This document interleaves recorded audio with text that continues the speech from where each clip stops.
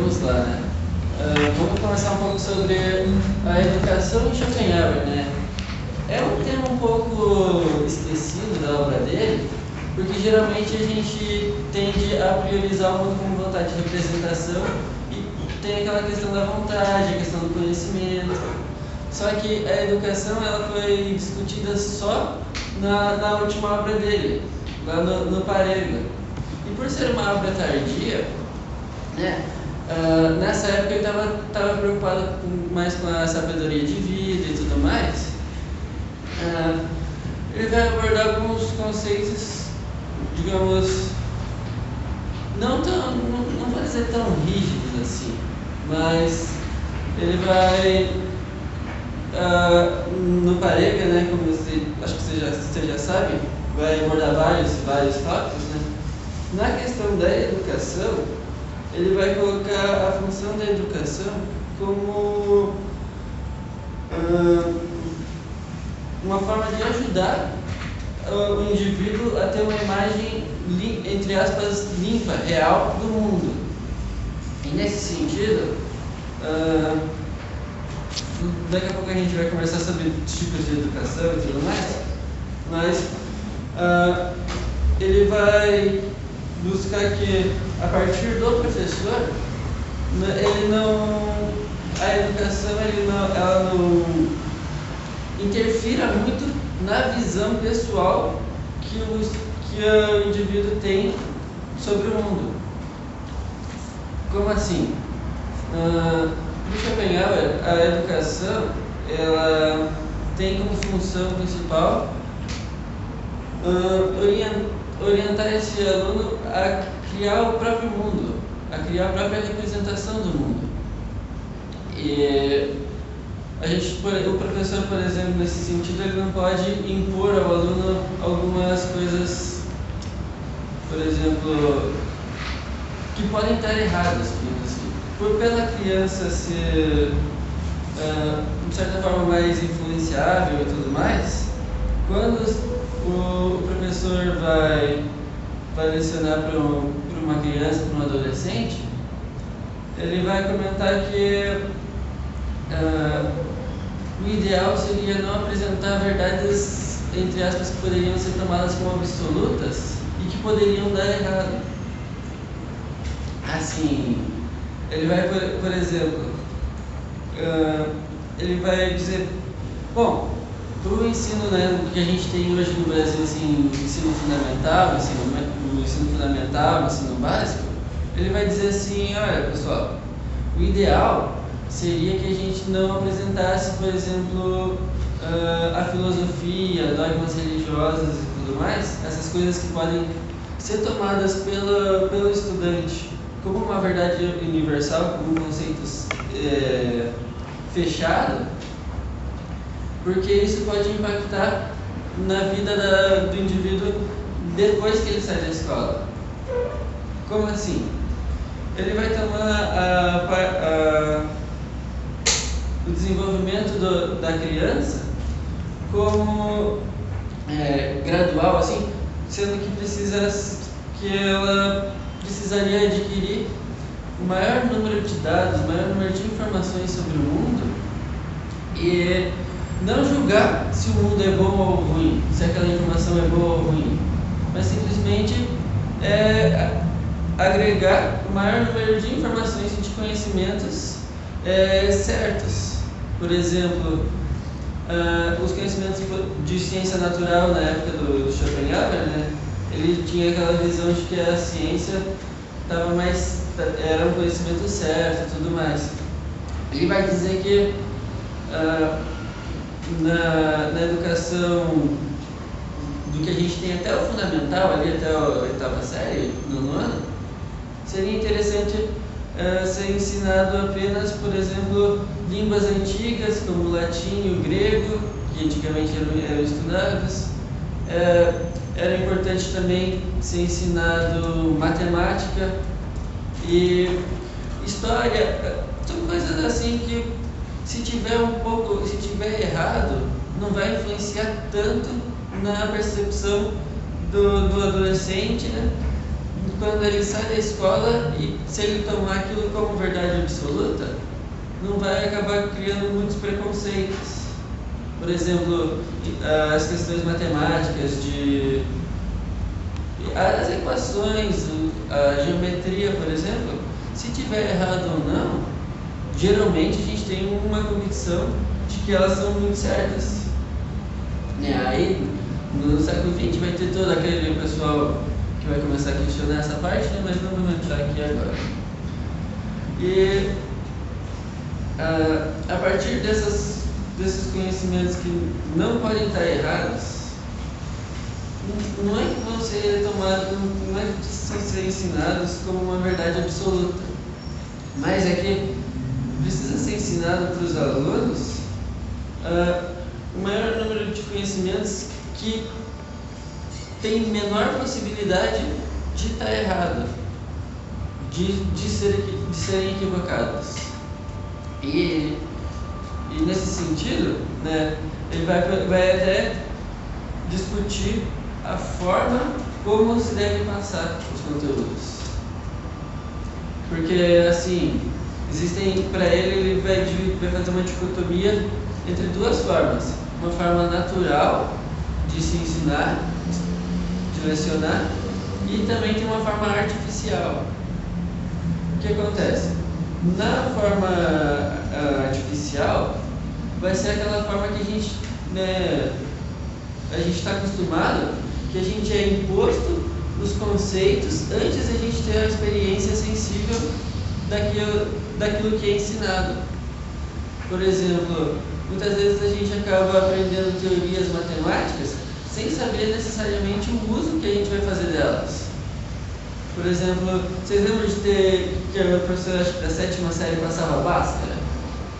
Pelo menos na minha sala lá, ninguém nunca descobriu para que se usa a Bhaskara. E isso vai ser um problema na metodologia da educação, que pode criar problemas na própria linguagem, na própria personalidade do estudante. Porque se você, por exemplo, entre aspas, impõe, você vai dizer alguma coisa que o aluno ainda não teve o contato, ele vai acabar achando que entende aquilo, sendo que ele nunca viu no mundo. Isso para o Schopenhauer vai criar um problemão, porque daí quando a pessoa cresce e tomar aquilo como verdade, por exemplo, isso vai acabar criando preconceitos. Ele vai poder utilizar inclusive as palavras, os próprios conceitos que ele adquiriu durante a escola, de uma forma equivocada. E o que o Schopenhauer propõe? Lá no Parega, no capítulo 28, ele vai propor que se ensine de uma maneira natural. Isso é, que a criança ou adolescente, principalmente, que ele não vai tratar muito na educação adulta. Ele vai tratar na parte universitária, mas brevemente, né? Principalmente na educação ali fundamental, ali da criança e do adolescente, ele vai dizer que é interessante que os indivíduos, as crianças, elas primeiro tenham uma experiência das coisas, para depois pensar sobre o que elas experimentaram. Por exemplo, não é... deixa eu ver. Por exemplo, na questão, matemática. Não usar, por exemplo, exemplos hipotéticos do que se pode pensar, mas usar exemplos cotidianos, experiências que ela pode já ter tido para melhor assimilar o conhecimento que está sendo transmitido.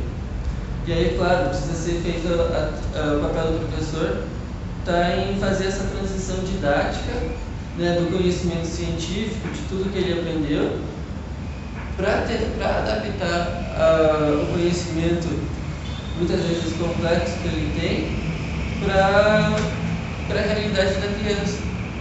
E uma das sugestões que eu achei mais interessante na teoria do Schopenhauer é que, por exemplo, ele vai dizer que não é para, por exemplo, no começo, instituir uma unidade de medida, mas fazer com que a própria criança acabe criando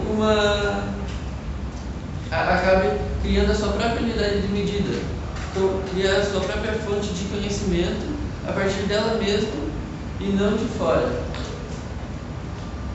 E aí, por exemplo, ele vai colocar que, principalmente em ciências humanas, ele vai colocar que é importante colocar a partir dos 16 anos. Por quê?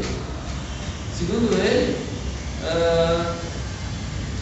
quando a pessoa acaba de completar 16 anos, ela tem, digamos que, experiência suficiente, a partir de tudo que foi ensinado para ele durante a escola, ele tem e vivenciado, ele tem conteúdo e informações suficientes sobre o mundo para ele poder começar a refletir sobre o que é certo e o que é errado. Por exemplo, nesse caso, ele não receberia as informações das teorias filosóficas, dos dogmas religiosos, de forma imparcial. Ele pensaria, bom, isso faz sentido, isso não faz sentido, a partir da própria experiência que ele teve, e não a partir de simplesmente lógica e conceitos abstratos que muitas vezes não tem relação com ele. Tá certo? Sim. Tô preocupado. E aí, como a filosofia daí, no caso dele, vai aparecer tardiamente na escola, o que acontece? A gente ainda tem o ensino superior. Uma das coisas que ele vai comentar, né, nesse capítulo 28 do Parega é que e aí ele vai comentar que quando o indivíduo ele vai tentar entrar na universidade, ele vai falar que seria necessário fazer uma prova, né, e cujo conhecimento exigido seja simplesmente o conhecimento das línguas antigas, que antigamente era muito estudado, né? Fazia uma prova lá de latim e grego para poder, como se fosse um vestibular, para poder entrar na universidade. E quando a pessoa entrava, ele vai comentar que seria preciso que os alunos de todos os cursos cursassem pelo menos um ano de filosofia. Porque justamente como aparece tardiamente na escola a filosofia, ele não conseguiu ainda refletir, não deu tempo de refletir todas as questões filosóficas, sociológicas e religiosas. Quando o sujeito ele entra na universidade, aí pelo menos um ano precisaria ser dedicado para começar a discutir essas coisas. E aí, por exemplo, ele vai dizer que o médico ele vai dar cargas horárias diferentes para cada curso. E aí, por exemplo, ele vai dizer que, por exemplo, um jurista seria necessário, antes de começar a estudar as matérias propriamente do direito, que eles estudassem 3 anos de filosofia, antes mesmo de ter contato com os conhecimentos da área jurídica. E um médico, por ainda abranger, trabalhar com pessoas, com a própria anatomia da pessoa, seria necessário estudar 4 anos de filosofia para ter a ideia de ética bem completa. E ter, como é que eu posso dizer, uma ideia bem formada do mundo, criada de forma crítica.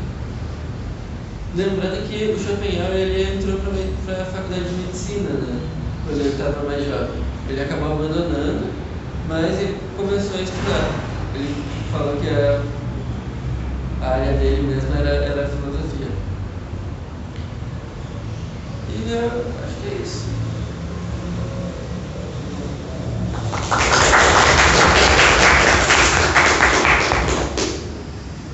Perguntas, comentários? Se o professor Luan quiser que educação está fora do meu. Algum comentário? Legal, a apresentação desse tema interessante, realmente pouco explorado no curso do Schopenhauer.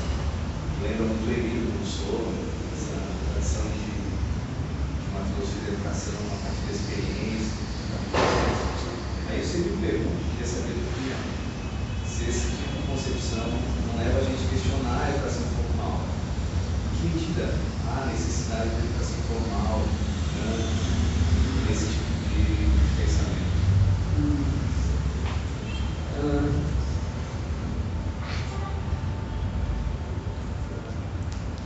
Aí a gente vai ter esse modelo bem rígido, né? O Theo Schopenhauer vai acabar padronizando, né, a educação. Isso vai acabar criando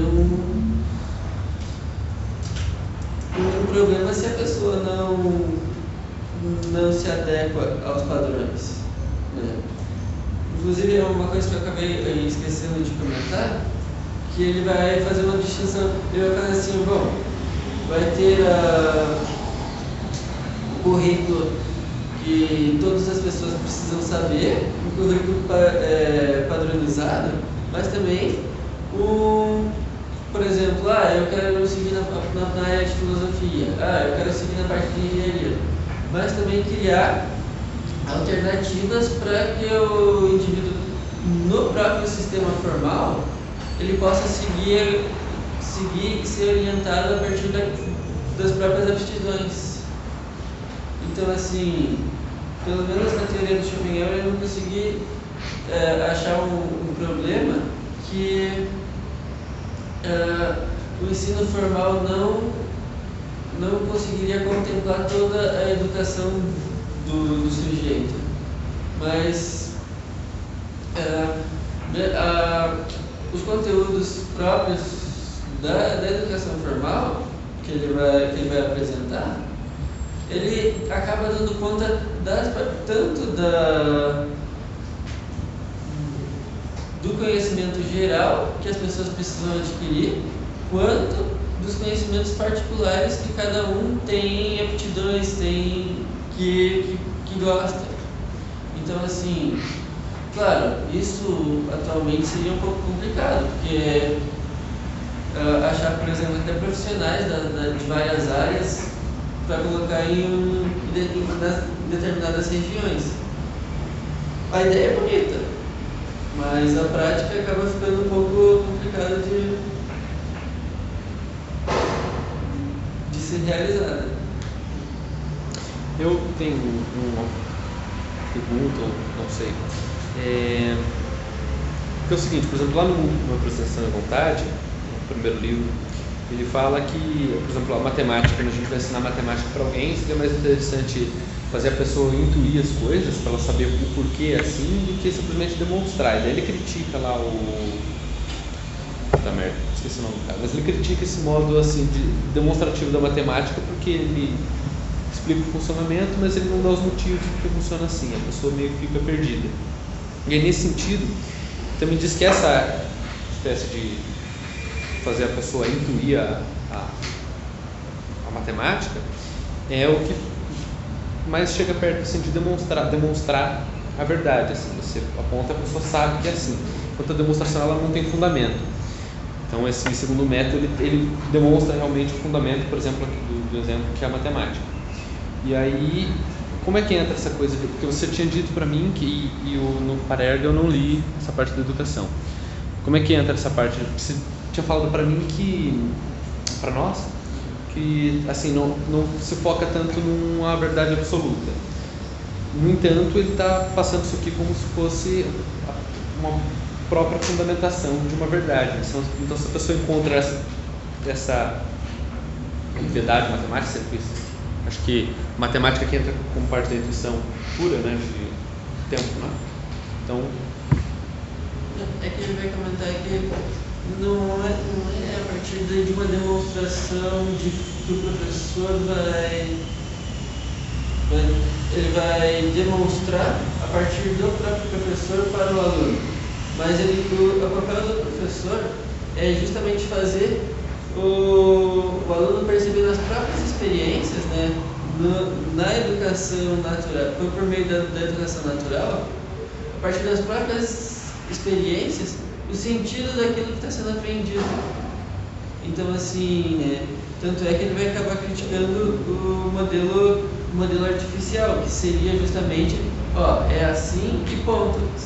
E o aluno não conseguiria estabelecer uma relação entre aquilo que é aprendido, aquilo que é demonstrado e a própria vida dele. entendi. Eu tenho uma questão. Eu não conheço tão profundamente o Oppenheimer assim para fazer uma discussão grande, eu acho. Mas, assim, se a gente teria que passar para o aluno, né, para quem estaria aprendendo, da maneira mais pura para que essa pessoa aprendesse a partir da experiência, ainda assim, algumas coisas teriam que ser estipuladas para passar, né, para ser passado. E queria saber se você falou para a gente a partir de onde ele parte, então. Qual que é a premissa básica do conhecimento para ser transmitido, para que esse conhecimento vire experiência e daí então conhecimento real. E mais uma coisa, Sidney, queria saber muito a sua opinião, se você não acha que, partindo de um ponto de vista atual, contemporâneo, se a gente não é pior fazer uma coisa dessa, restringir a quantidade de conhecimento que a gente tem hoje para um indivíduo, né? E tudo bem, o que se passa realmente no colégio a grade teria que ser reformulada, eu concordo com isso, mas só a partir da experiência e restringir conhecimentos específicos dentro da matemática, da física, da química, das línguas, da história, da geografia, limitaria o conhecimento da pessoa, porque ela não, a princípio, me parece que justamente pelas variabilidades, né, ela se encaminharia muito mais para um lado e deixaria de conhecer outro.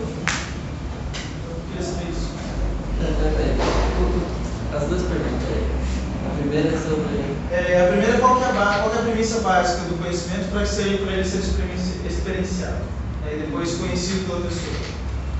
É que, né, acho que no segundo volume do Mundo, né, eu não queria citar muito o Mundo, mas vamos citar. Ele vai comentar que a criação, o conceito da universalidade, né, de forma uma experiência, que o conhecimento ele acontece na experiência, ele é abstraído, aí ele vai para o cérebro, ele é universalizado e depois ele volta para a experiência para ver se aquilo que ele universalizou faz sentido na realidade. Então, assim, por exemplo, muitas coisas que são passadas na escola, por exemplo, eles poderiam ser experimentados pela criança de uma forma que ficaria muito mais clara na hora de ser explicado. Não, isso eu entendi. Mas, por exemplo, esse conhecimento que é passado na escola, que a gente tem agora, ele é uma premissa básica. É o que se passa para a pessoa ter a experiência. Só que ele é escolhido o que ele vai ser passado. E ele fala que esse não é o melhor escolhido. Qual seria então? Isso que eu queria saber se ele coloca na obra. Então, o que ele vai comentar são aqueles conhecimentos com menor probabilidade de estarem errados. Assim, por exemplo, e que não mudam tão facilmente. Por exemplo, gramática. Aqui no português a gente tem os acordes, né? Mas foi que começou a surgir em 1907, 1908. Até então, a gramática era a mesma. No caso do latim, por exemplo, até hoje, acaba sendo igual, não muda.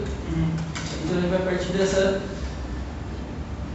Não é de certa forma eternidade, porque não é sempre, mas quanto menor o grau de transitoriedade daquele conhecimento, quanto mais difícil de ser refutado, quanto mais intuitivo for aquele conhecimento.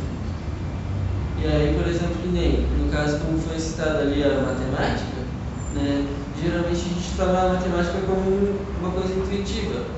Por exemplo, o professor ele vai demonstrar que 2 mais 2 é 4, e isso o aluno vai poder experienciar, ele experiencia, vai perceber aquilo. Então, assim,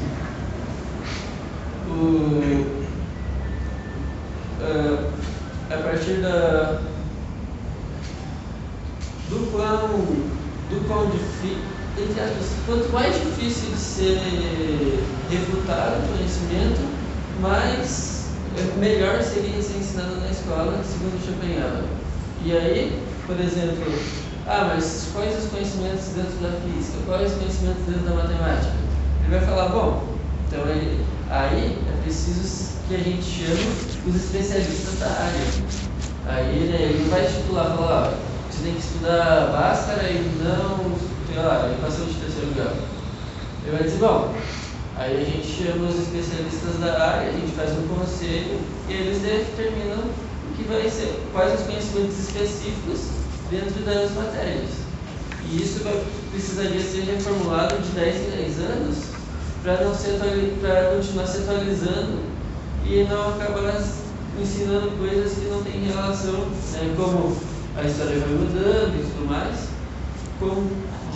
isso vai se tornar uma forma de não, entre aspas, ficar atrasado, ensinar um conhecimento que já foi refutado ou não tem tanta certeza assim.